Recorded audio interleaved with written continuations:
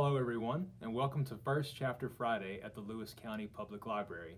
I'm Todd Montgomery, a supporter of the library, and today I'm going to be reading the first chapter of Treasure Island by Robert Louis Stevenson, one of my very favorite books that I first read a very long time ago, and I hope that you enjoy it. This book was written in 1883, which means there's a good chance there will be some mispronunciations on my part, but thank you guys for your patience. Treasure Island by Robert Louis Stevenson. Part 1, The Old Buccaneer. Chapter 1, The Old Sea Dog at the Admiral Benbow.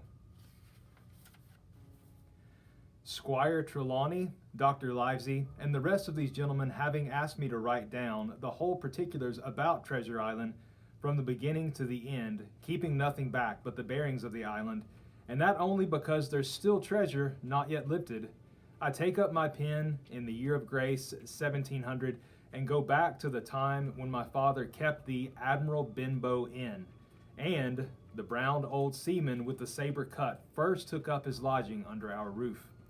I remember him as if it were yesterday, as he came plodding to the inn door, his sea chest following behind him in a hand barrow, a tall, strong, heavy, nut-brown man, his tarry pigtail falling over the shoulders of his soiled blue coat, his hands ragged and scarred, with black broken nails, and the saber cut across one cheek, a dirty, livid white.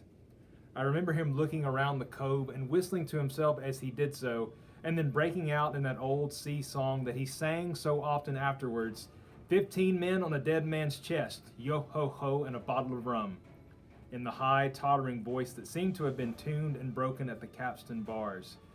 Then he rapped on the door with the bit of a stick like a handspike that he carried, and when my father appeared, called roughly for a glass of rum. This, when it was brought to him, he drank slowly, like a connoisseur, lingering on the taste, and still looking about him at the cliffs and up at our signboard. "This is a handy cove," says he at length, "and a pleasant, sitiated grog shop. Much company, mate?" My father told him no, very little company, the more was the pity. "Well then," says he, "this is the berth for me. Here, you matey," he cried to the man who trundled the barrow. "Bring up alongside and help my chest. I'll stay here a bit," he continued. "I'm a plain man. Rum and bacon and eggs is what I want, and that head up there to watch ships off. What you might call me? You might call me Captain. Oh, I see what you're at there." And he threw down 3 or 4 gold pieces on the threshold. "You can tell me when I've worked through that," says he, looking as fierce as a commander. And indeed, bad as his clothes were, and coarsely as he spoke, he had none of the appearance of a man who sailed before the mast, but seemed like a mate or skipper, accustomed to be obeyed or to strike. The man who came with the barrow told us the mail had set him down the morning before at the Royal George, that he had inquired what inns there were along the coast, and hearing ours well spoken of, I suppose, and described as lonely, had chosen from the others for his place of residence, and that was all we could learn of our guest. He was a very silent man by custom. All day he hung around the cove, or above the cliffs, with a brass telescope. All evening he sat in a corner of the parlor next the fire, and drank rum and water very strong. Mostly he would not speak when spoken to, only look up, sudden and fierce, and blow through his nose like a foghorn, and we and the people who came about our house soon learned to let him be. Every day when he came back from his stroll, he would ask if any seafaring men had gone by along the road. At first we thought it was the want of company of his own kind that made him ask this question, but at last we began to see he was desirous to avoid them. When a seaman put up at the Admiral Benbow, as now and then some did making the coast road for Bristol, he would look in at him through the curtain door before he entered the parlor, and he was always sure to be as silent as a mouse when any such was present. For me, at least, there was no secret about the matter, for I was, in a way, a sharer in his alarms. He had taken me aside one day and promised me a silver 4-penny on the first of every month if I would only keep my weather eye open for a seafaring man with one leg, and let him know the moment he appeared. Often enough, when the first of the month came round, and I applied to him for my wage, he would only blow through his nose at me and stare me down, but before the week was out, he was sure to think better of it, bring me my 4-penny piece, and repeat his orders to look out for the seafaring man with one leg.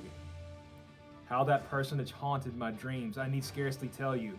On stormy nights when the wind shook the four corners of the house and the surf roared along the cove and up the cliffs, I would see him in 1,000 forms and with 1,000 diabolical expressions. Now the leg would be cut off at the knee, now at the hip.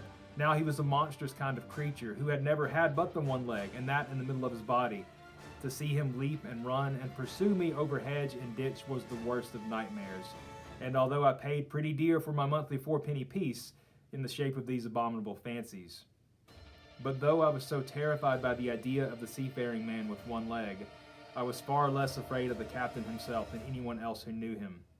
There were nights when he took a deal more rum and water than his head would carry, and then he would sometimes sit and sing his wicked old wild sea songs, minding nobody.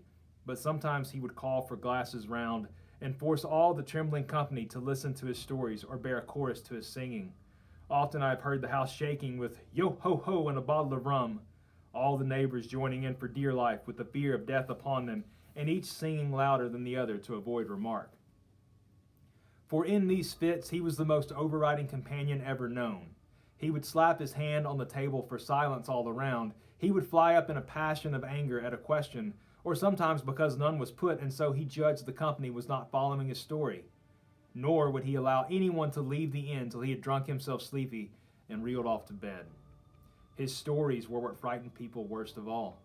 Dreadful stories they were, about hangings and walking the plank and storms at sea and the dry Tortugas and wild deeds and places on the Spanish Main. By his own account, he must have lived his life among some of the wickedest men that God ever allowed upon the sea, and the language in which he told these stories shocked our plain country people almost as much as the crimes that he described.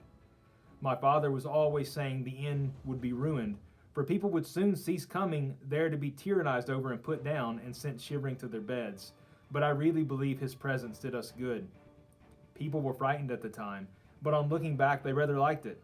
It was a fine excitement in a quiet country life, and there was even a party of the younger men who pretended to admire him, calling him a true sea dog and a real old salt and such like names, and saying that there was the sort of man that made England a terror at sea. In one way, indeed, he bade fair to ruin us, for he kept on staying week after week, and at last month after month, so that all the money had been long exhausted, and still my father never plucked up the heart to insist on having more. If ever he mentioned it, the captain blew through his nose so loudly that you might say he roared, and stared my poor father out of the room. I have seen him wringing his hands over such a rebuff, and I am sure the annoyance and the terror he lived in must have greatly hastened his early and unhappy death. All the time he lived with us, the captain made no change whatever in his dress, but to buy some stockings from a hawker. One of the cocks of his hat having fallen down, he let it hang from that day forth, though it was a great annoyance when it blew. I remember the appearance of his coat, which he patched himself upstairs in his room, and which, before the end, was nothing but patches. He never wrote or received a letter. He never spoke with any but the neighbors, and with these, for the most part, only when drunk on rum. The great sea chest none of us had ever seen open. He was only once crossed, and that was towards the end, when my poor father was far gone in a decline that took him off. Dr. Livesey came late one afternoon to see the patient, took a bit of dinner from my mother, and went into the parlor to smoke a pipe until his horse should come down from the hamlet, for we had no stabling at the old Benbow. I followed him in, and remembered observing the contrast, the neat, bright doctor with his powder as white as snow, and his bright, black eyes and pleasant manners, made with the cultist country folk, and above all, with that filthy, heavy, bleared scarecrow of a pirate of ours, sitting far gone in rum, with his arms on the table. Suddenly he, the captain that is, began to pipe up his eternal song. 15 men on a dead man's chest, yo-ho-ho, and a bottle of rum. Drink and the devil had done for the rest, yo-ho-ho, and a bottle of rum. At first I had supposed the dead man's chest to be that identical big box of his upstairs in the front room, and the thought had been mingled in my nightmares with that of the one-legged seafaring man. But by this time we had all long ceased to pay any particular notice to the song. It was new that night to nobody but Dr. Livesey, and on him I observed it did not produce an agreeable effect, for he looked up for a moment quite angrily before he went on with his talk to old Taylor the gardener on a new cure for the rheumatics. In the meantime, the captain gradually brightened up at his own music, and at last flapped his hand upon the table before him in a way we all knew to mean silence.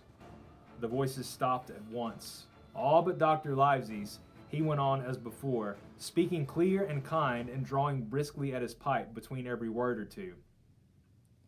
The captain glared at him for a while, flapped his hand again, glared still harder, and at last broke out with a villainous low oath. "Silence there between decks." "Were you addressing me, sir?" says the doctor.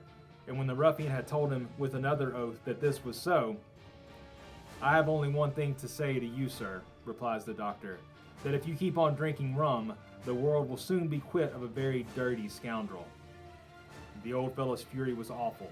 He sprang to his feet, drew and opened a sailor's clasp knife, and, balancing it open on the palm of his hand, threatened to pin the doctor to the wall. The doctor never so much as moved. He spoke to him, as before, over his shoulder, and in the same tone of voice, rather high, so that all the room might hear, but perfectly calm and steady. "If you do not put that knife this instant in your pocket, I promise, upon my honor, you shall hang at the next assizes." Then followed a battle of looks between them, but the captain soon knuckled under, put up his weapon, and resumed his seat, grumbling like a beaten dog.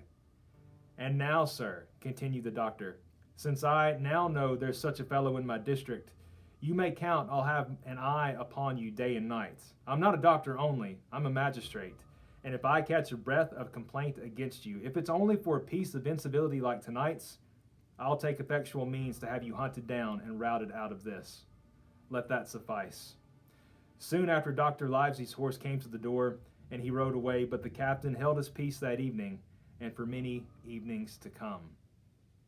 If you'd like to find out what happens to the narrator of Treasure Island and what becomes of the events at the Old Benbow, please visit your local library. Thank you for watching First Chapter Friday. Please tune in next week for the next episode in the series. As always, like, comment, and share this video.